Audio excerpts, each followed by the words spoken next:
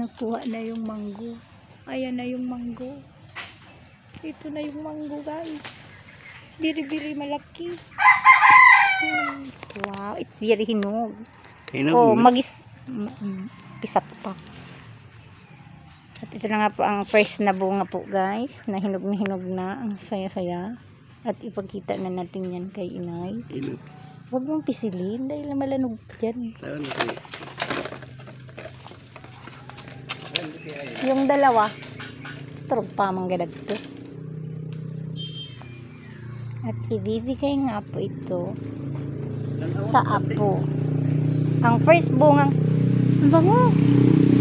Wow! Ang unang bunga ng manggo ay ibibigay din sa unang apo. Sa tuhod. Unang apo sa tuhod po, tabi. At picture na yan. Ang laki.